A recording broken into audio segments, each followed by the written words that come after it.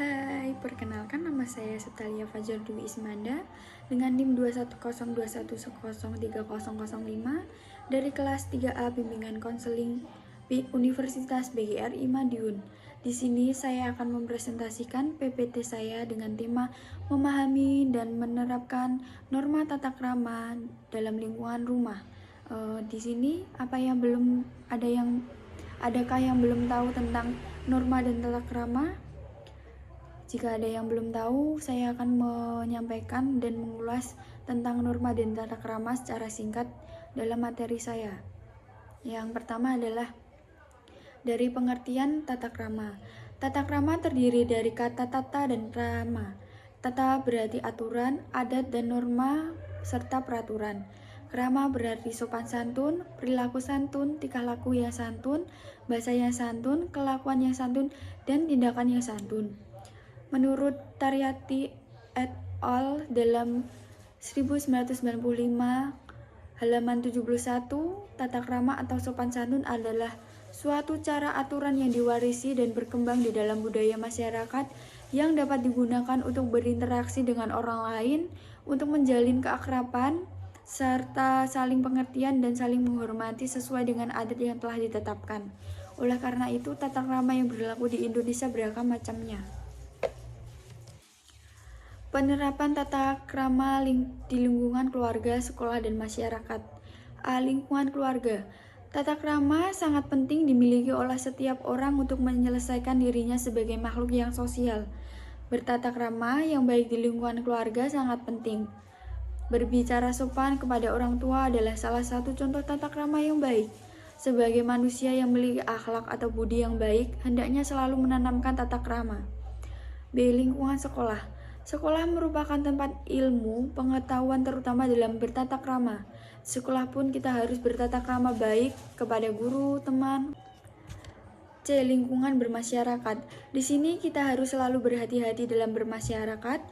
Kita sebagai makhluk sosial, yaitu manusia yang tidak bisa menjaga tata krama dengan orang lain, maka kita harus bisa menjaga tata krama di dalam kehidupan bermasyarakat. Dengan tata krama baik di dalam lingkungan masyarakat, maka akan timbul keharmonisan dan keselarasan dalam masyarakat. Aspek-aspek tata krama. 1. Tata krama dalam bergaul dengan orang tua. 2. Dengan guru. 3. Dengan orang yang lebih tua. 4. Dengan orang yang lebih muda. 5. Dengan teman sebaya. Dan 6. Dengan lawan jenis. Yang pertama adalah tata krama bergaul dengan orang tua. Kasih sayang orang tua terhadap anak adalah kasih sayang yang tulus dan ikhlas karena anak bagian dari dirinya sendiri. Cinta kasih sayang yang diberikan orang tua terhadap anak adalah bentuk pengabdiannya. Contoh dari tata krama bergaul dengan orang tua adalah 1. Tidak berkata kasar atau membentak terhadap orang tua, dan selalu tunduk dan patuh kepada orang tua selama kita diperintah. Yang kedua adalah tata krama dalam bergaul adalah di sini guru adalah pengasuh di sekolah, sangat besar perannya bagi kita. Di samping sebagai pendidik, guru juga berperan sebagai pendidik, pembimbing, pengajar, dan pengganti orang tua di sekolah. Contoh tata krama dengan guru di sekolah adalah selalu tunduk pada guru, melaksanakan segala tugasnya dengan baik, dan berbicara halus dan sopan. Ketiga adalah tata krama dalam bergaul dengan orang yang lebih tua. Sikap sopan santun itu tidak hanya ditujukan pada orang tua dan guru, namun juga ditunjukkan kepada orang yang lebih tua seperti kakak kandung kita sendiri. Contohnya seperti menyapa dengan sopan dan ramah, saling menghargai pendapat. Yang keempat adalah tata krama dalam pergaulan sehari-hari.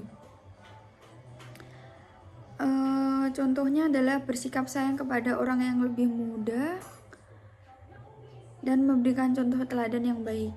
Yang kelima adalah tata krama dengan teman sebaya. Bergaul dengan teman sebaya hendaknya dilandasi dengan akhlak yang mulia.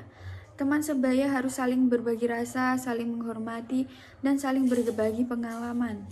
Contohnya adalah selalu menolong apabila teman mendapatkan kesulitan.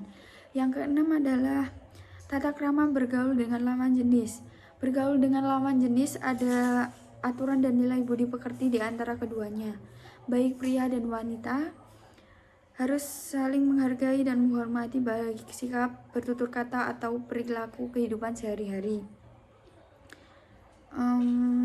Selanjutnya adalah tujuan dari tata krama. Untuk mencapai kedamaian dalam kehidupan sosial. 2. Menumbuhkan ilmu pengetahuan secara baik dan maupun tertulis. 3. Menumbuhkan kesadaran seseorang akan pentingnya bertata krama. Yang keempat, untuk menghindari terjadinya pertentangan. Norma dan sopan santun. Sopan santun ialah sikap seseorang terhadap yang ia lihat, ia makan, dan dalam situasi kondisi apapun. Norma kesopanan dimaksudkan sebagai peraturan hidup yang menjadi kebiasaan dan berlaku dalam lingkungan sosial dan memiliki ciri antara lain berasal dari pergaulan manusia, bersifat lokal, sanksi bagi yang diberikan berupa pembelaan, cemooh, dan hinaan dari masyarakat.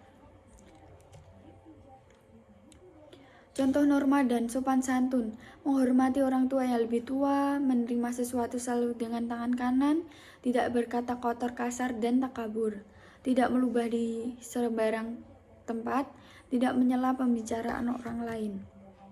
Faktor yang mempengaruhi perilaku sopan santun. Perilaku sopan santun bukan merupakan sesuatu yang terjadi secara otomatis atau spontan pada diri seseorang, melainkan perilaku tersebut terbentuk atas dasar beberapa faktor.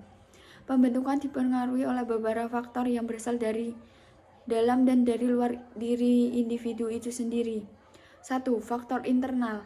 Faktor internal adalah yang mencakup faktor pengetahuan, sikap cerdas, kecerdasan, dan persepsi emosi dan motivasi. Kedua adalah faktor eksternal, yaitu meliputi lingkungan sekitar, sosial, dan kebudayaan. Ada juga faktor dominan yang mempengaruhi perilaku sopan santun, antara lain pengalaman pribadi, orang yang dianggap penting, dan kebanggaan pendidikan dan agama serta kebudayaan. Sekian presentasi dari diri saya. Apabila ada kesalahan mohon dimaafkan.